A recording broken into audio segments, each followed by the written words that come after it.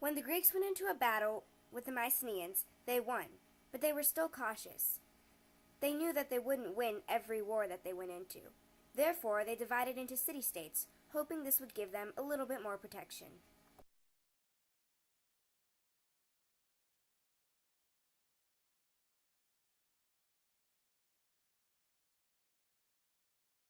The Trojan War was a legendary war, thought to be fought around 1200 BC.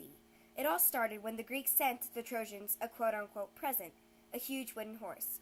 What the Trojans didn't know was that the horse was filled with Greek men, prepared for battle when they snuck into Troy. The war started because of a Trojan girl named Helen, and the war is depicted through many pieces of Greek literature. The Archaic Period lasted from 1000 BC to 500 BC and was started by ancient Greece beginning to recover from the Dark Ages. Pottery was also beginning in this period. The Archaic Period was ended by the beginning of democracy.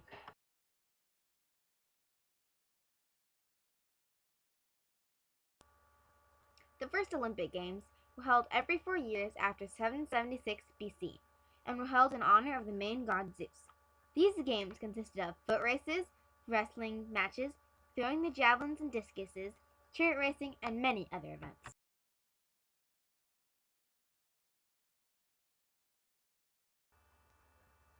In Athens, around 500 BC, Cleisthenes started the first democracy, meaning the first government where people actually had a say in what was going on in the city-state. By citizens, they mean every native man. No women or children or foreigners were allowed to vote. Cleisthenes wanted every citizen to join and vote. Citizens often gave speeches to influence other people's ideas and thoughts. This was the first time in ancient Greek history where the city-state was not ruled by kings or tyrants.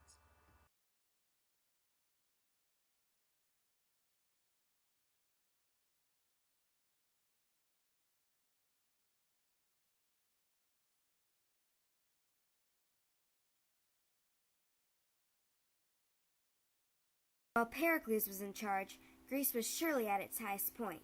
Even though Pericles didn't invent democracy, he strongly believed in it and added on to its laws. He also ordered for important monuments to be built or rebuilt, especially those which were demolished during wars.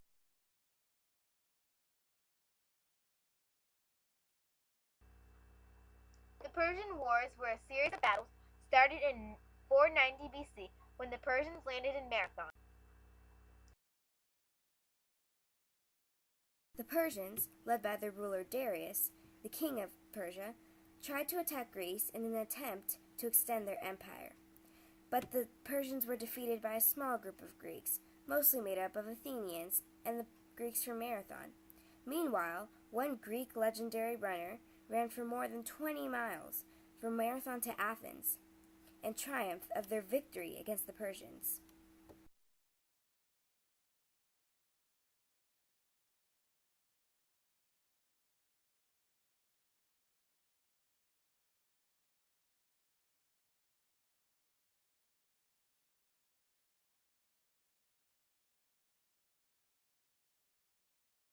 Now the Persians marched south, capturing Athens and burning much of the city.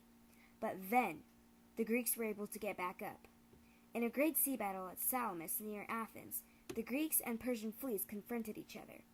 The Greeks were still outnumbered, but their warships were much faster and nimbler than those of the Persians. Also, the Greeks had much more skilled sailors than they did in Persia. The Greeks managed to sink much of the Persian fleets. Xerxes was threatened by this, and he fled.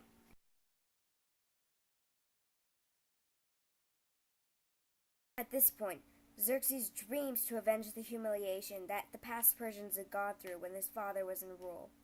For this next battle, Xerxes would make certain that there would be so many men in his army that they would surely outnumber the Greeks. And even though the Greek city-states came in alliance with one another to fight off the Persians, they were still overwhelmed and slaughtered on Mount Thermopylae.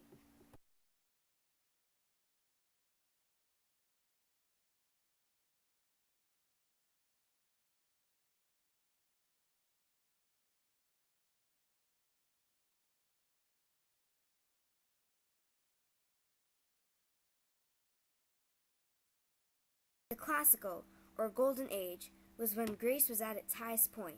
Everything was magnificent, from art to architecture, education, or literature. This was when Greece was flourishing. After Athens was defeated, Athenians began to lose self-confidence. They asked themselves how they were going to do things. One of the most famous men for asking these kinds of questions was Socrates, a philosopher. This was a man who asked questions about questions, and you would usually find him in the marketplace teaching young Athenian men. He taught not by lecturing, but by asking questions.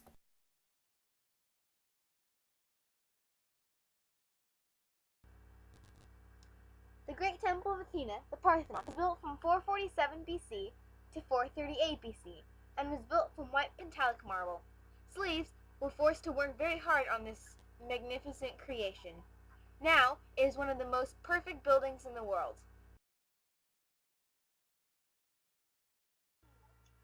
During the Peloponnesian Wars, from 431 BC to 404 BC, Athens and Sparta were locked in combat until Sparta finally claimed victory. Through almost 30 years of fighting, Athens' former power and glory was wrecked and would never return.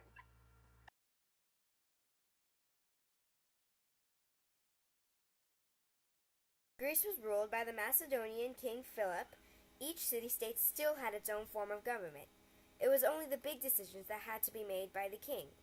But when the king was murdered at a party, his son, Alexander, took over. He had a strong army that was able to attack and take over other city-states, which he became the king of, and called Alexandria. Alexander is sometimes referred to as Alexander the Great.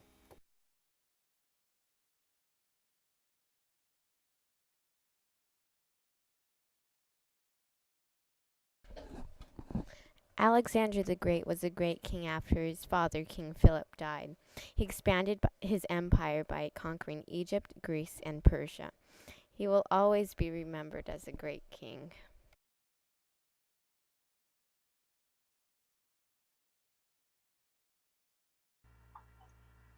During the Hellenistic period from 323 to 146 BC, the Greeks were not at their height due to the Peloponnesian War. But trading was important during this time, because many other cultures, such as Rome, used Greece's ideas and some aspects of their culture.